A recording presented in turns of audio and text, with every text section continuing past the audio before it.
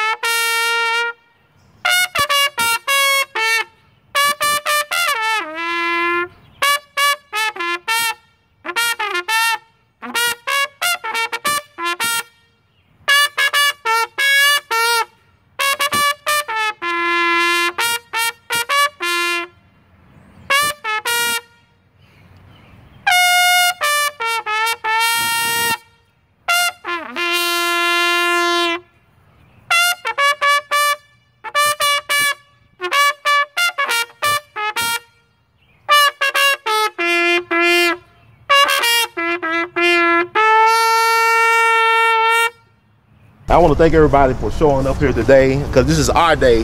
This is about community, because Lunceford was all about village building. He was a village builder. And I think his interest where he's buried at, I want to read one thing.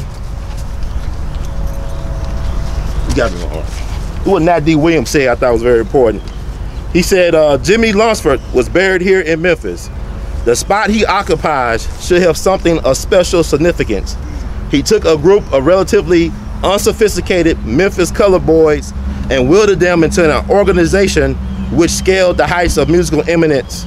He presented something new in the way of musical presentation by Negro orchestras.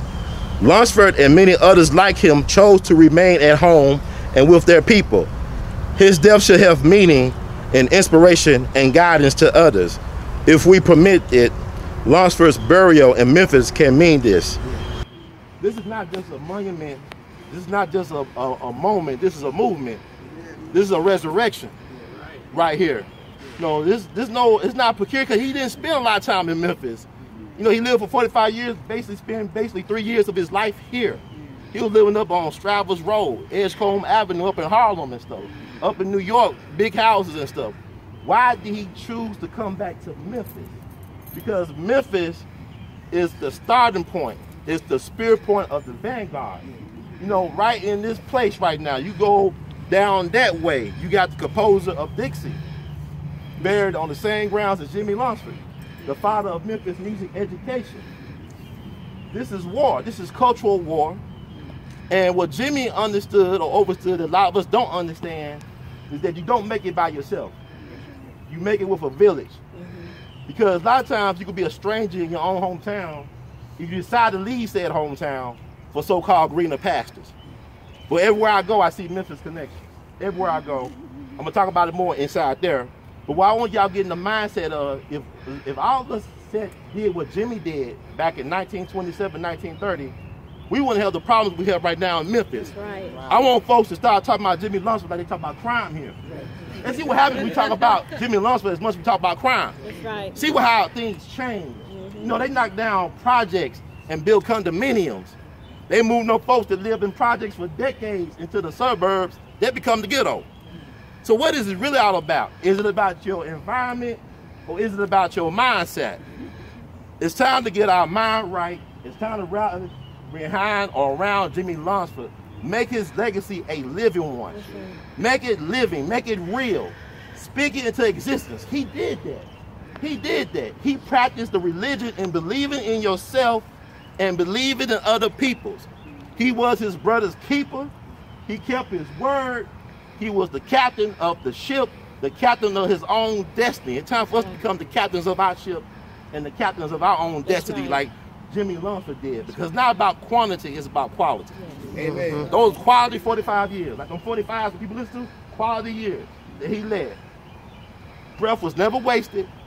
Action was never wasted. Every time I talk to an elder who's no longer with us now, but I recorded them, they always said he was a gentleman.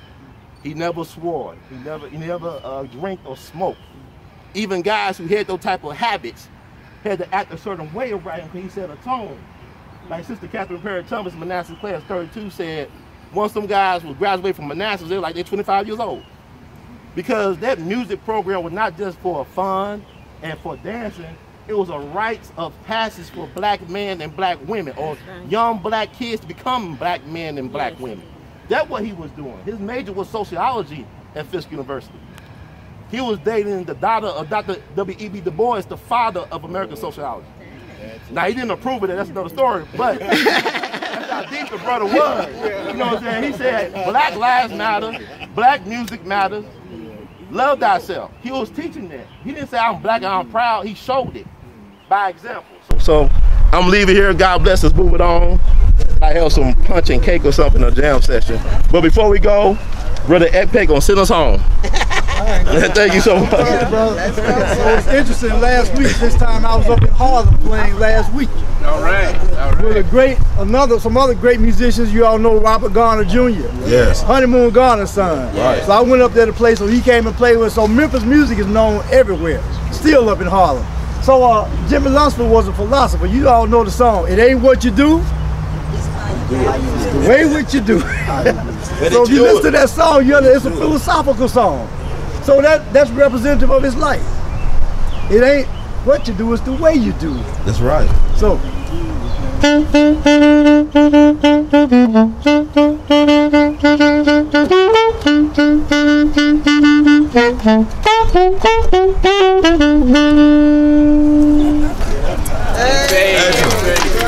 ain't what you do, it's the way how you do it.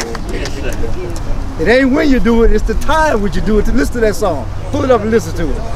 It's philosophy. Yeah, we'll meet y'all at the chapel. All right.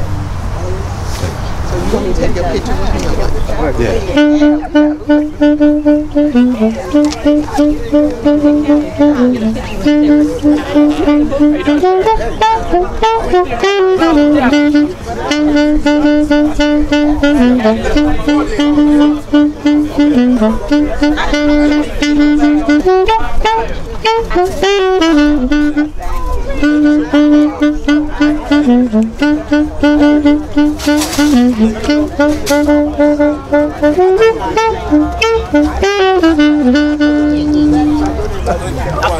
Ain't what you do, it's the way how you do it. Right.